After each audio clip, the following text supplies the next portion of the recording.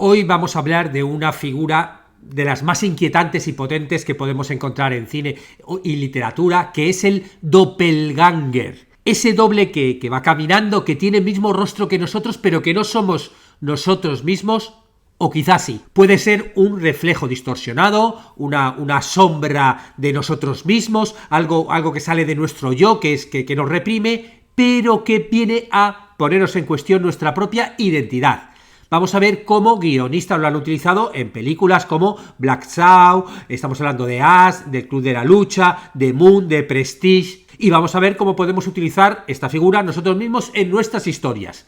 Yo soy David Esteban Cubero y esto es Guiones y Guionistas.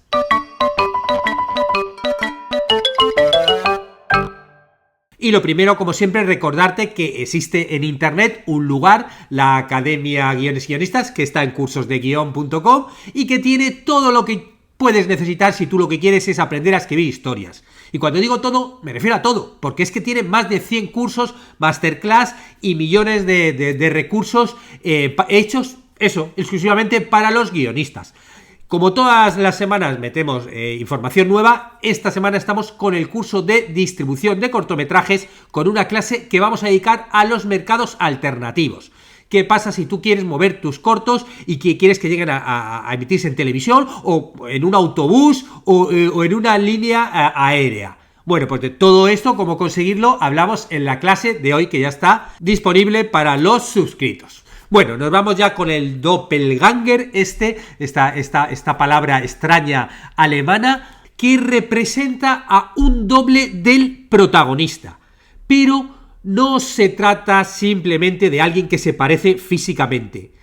El doppelganger es una manifestación del otro yo, una especie de manifestación de la parte reprimida, de la sombra, una especie de reflejo distorsionado de uno mismo, del protagonista. Unas veces se manifiesta de una forma sobrenatural, ¿no? Es una especie de presencia inquietante, ¿no? que nadie más puede ver. Otras veces es alguien real, alguien corpóreo, ¿no? Alguien que tiene su propio físico, pero que siempre no tiene algo que le rompe un poco al personaje principal, ¿no? O sea, es una especie de decir, vale, esto es alguien como tú, pero eres tú aunque no quieras reconocerlo. Y eso es lo que lo hace fascinante, ¿no? Que no es que simplemente sea tu doble físico, como un gemelo, que veremos ahora la diferencia entre doppelganger y gemelo o clon, y que suele funcionar muchas veces en este tipo de relatos como antagonista o como espejo, porque muchas veces actúa como para meter al protagonista dentro del conflicto interno profundo, ¿no? Que le hace preguntarse, ¿quién soy yo realmente? ¿Hasta dónde puedo, por ejemplo, controlar mis impulsos? ¿Estoy huyendo de mí mismo o no? Bueno, voy a compararlo con algunas figuras similares para ver las diferencias. Un clon puede ser un personaje que es genéticamente idéntico, pero ha sido creado por medios científicos. Y bueno, sí, normalmente la existencia suele plantear problemas éticos, pero no problemas simbólicos. Es decir, que a lo mejor ese personaje tiene una personalidad totalmente distinta al protagonista. Un gemelo es alguien que tiene, obviamente, una coincidencia biológica, ¿no? Alguien que ha nacido, pues eso, del mismo parto y que es idénticamente igual. Y que narrativamente se suele usar, ¿no? como juego de identidad, pero que no te implica esa carga metafísica, simbólica del doppelganger. Y luego, por último, una copia artificial, que puede ser un robot, un androide, una IA que imite al humano. También puede ser un doble, pero la función dramática suele ir más centrada en lo tecnológico o lo filosófico, ¿no? Como rollo, ¿puede una máquina tener un alma humana? Pero claro, es algo que viene de fuera, externo. Y lo fuerte del doppelganger es que no viene de fuera, viene de dentro. Nos hace plantearnos el conflicto de nuestra propia identidad. La palabra doppelganger es alemana, ¿no? Y significa literalmente doble que camina, y sí que tiene un término, ¿no? En el origen germánico como muy negativo, ¿no? Es algo abominable el hecho de repente encontrar a alguien que físicamente es igual que tú. Eso, bueno, pues antiguamente te daba como mal rollo, ¿no? Era algo negativo. Aunque no siempre es así, ¿no? Los egipcios, por ejemplo, tenían la figura del Ka, que igual era otro doble un doble casi más espiritual que te acompañaba a lo largo de toda la vida, y ahí, por ejemplo, es algo más positivo. En cine, últimamente, esta figura se ha utilizado sobre todo en thrillers psicológicos, en ciencia ficción, en terror. En una película, por ejemplo, como Black Swan, ¿no? El Cisne Negro de Aronofsky, claro. Aquí esta figura, el doppelganger, no es un personaje externo sin sentido, sino que es una proyección psicológica de la propia protagonista. La peli, no sé si la viste, bueno, trata de Nina, que es una bailarina, que es como muy obsesiva, y que ella quiere representar, ¿no? Dentro del baile este de cine negro, las dos imágenes, la del cisne blanco, que es, bueno, inocente, como muy técnico, y luego, por otro lado, el cisne negro, que es como ya más sensual, más salvaje.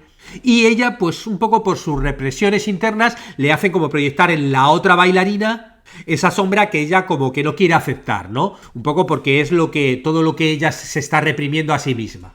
Y ahí es cuando ella empieza a ver, bueno, a la otro personaje con su rostro, y bueno, ya empieza a confundirse la realidad y a liarse. Luego, por ejemplo, en Enemy de Villeneuve, esta figura se trabaja también con una ambigüedad radical, ¿no? El protagonista es un profesor de historia que es como gris, muy rutinario, y de repente descubre a un actor que tiene, pues eso, su mismo físico, que es él, ¿no? Que es como él.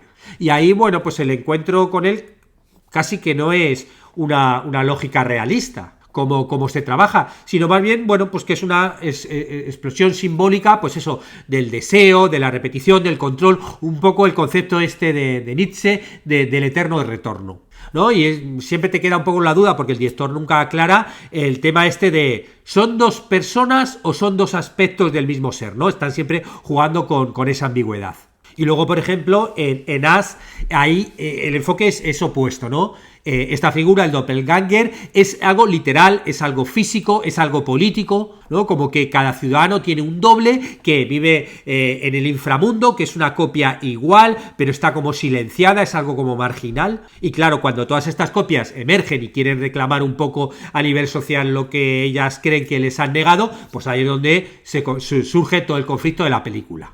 Es una metáfora sobre la exclusión y sobre el privilegio de eso, no perder lo que uno cree que es suyo y que no debería perderlo, vamos. Luego también se ha trabajado mucho en cine el concepto de los dobles como rivales, como por ejemplo en The Prestige de Nolan, donde ahí el doble aparece de una forma como súper teatral, ¿no? Un ilusionista donde ¡pua! Ya hace aparecer el doble. Aquí el doble tampoco es algo simbólico, sino que es algo físico, algo muy planeado, tan planeado como cualquiera de los trucos que hacen los ilusionistas, pero claro, la presencia hace como que cada vez el personaje se vaya obsesionando mucho más con el engaño, con el espectáculo, ese show de los espectáculos de magia. En The Flight Club, ¿no? El club de la lucha o el club de la pelea, claro, aquí el doble también vuelve a ser algo psicológico, también funciona como rival, pero que funciona como algo oculto por la narración en primera persona del relato original, de la novela original, y lo adaptaron así. Y aquí, claro, esa figura del doble, el Tyler Durden,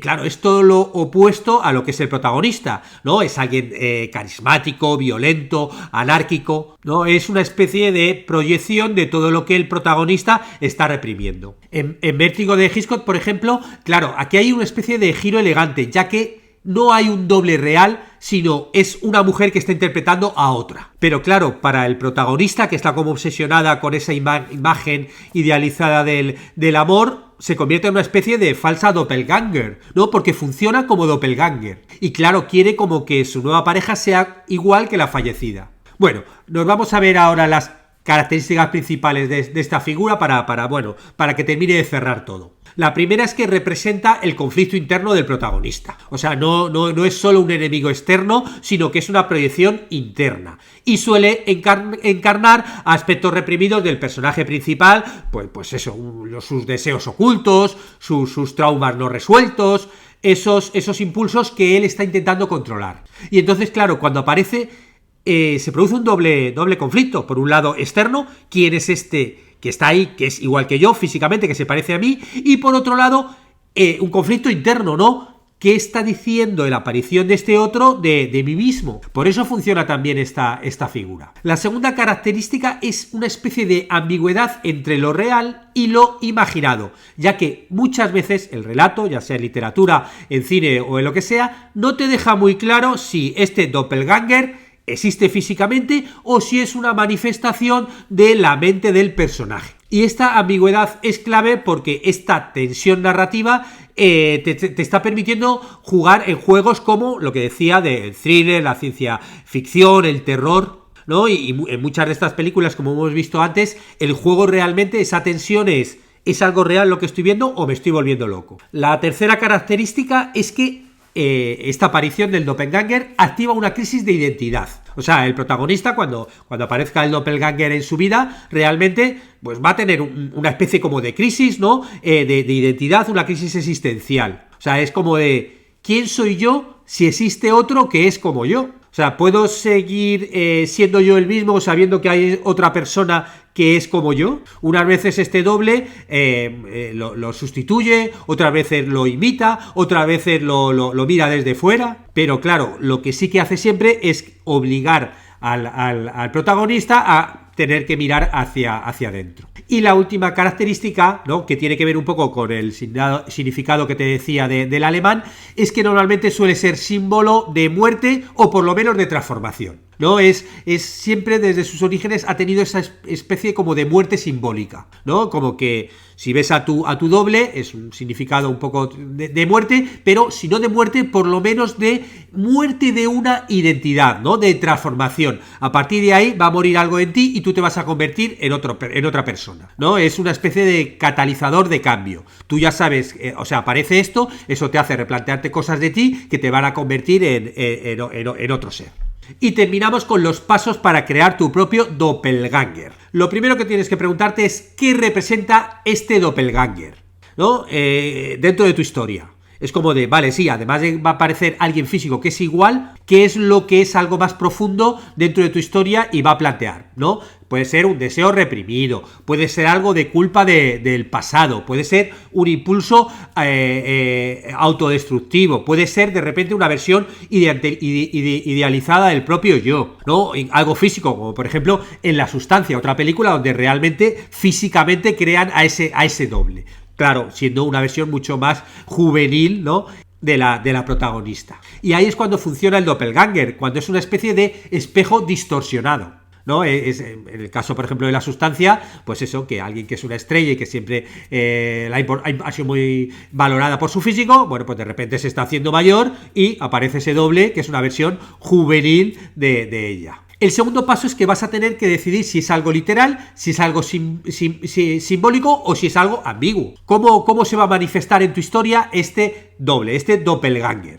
¿Es una proyección mental? ¿Es alguien con el que el resto de los personajes puede interactuar o no? ¿Es alguien ambiguo donde parece que interactúan pero a veces que no? ¿Proyección o no? Claro, con esta elección tú vas a definir el tono, el género y esa mecánica dramática de todo el relato. Porque claro, si es un doble literal, pues puede haber persecuciones, puede haber reemplazos, puede haber suplantaciones. Si es algo simbólico, pues jugarás con la percepción del protagonista, y si juegas con la ambigüedad, bueno, pues va a haber como más tensión, más inestabilidad emocional en toda la historia. El tercer paso que tienes que ver es el contraste y el conflicto. Es decir, que un doppelganger no funciona si es simplemente un calco del personaje principal. O sea, tiene que haber un contraste claro entre los dos personajes. Y el conflicto va a nacer de esa diferencia, ¿no? Si tu personaje es muy racional, pues de repente el otro es muy instintivo, muy emocional. Y si tu personaje, por ejemplo, es cobarde, bueno, pues el otro a lo mejor es como muy temerario. Porque claro, el doppelganger va a estar ahí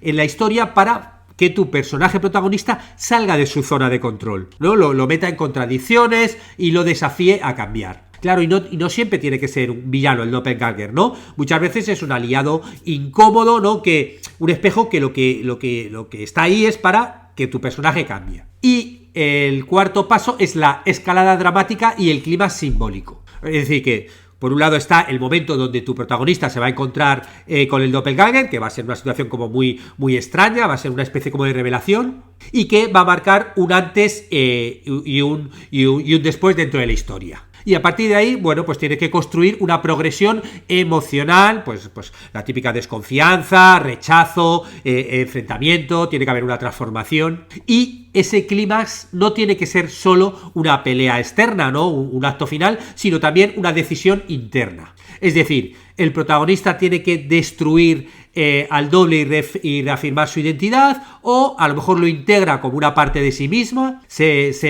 deja suplantar, y este desenlace, pues bueno, pues tiene que contestar esa pregunta latente en la historia desde el principio, que es ¿quién soy realmente? Bueno, espero que este podcast te haya sido interesante, y si conoces más películas de Doppelganger, pónmelas en los comentarios. Nos vemos la semana que viene.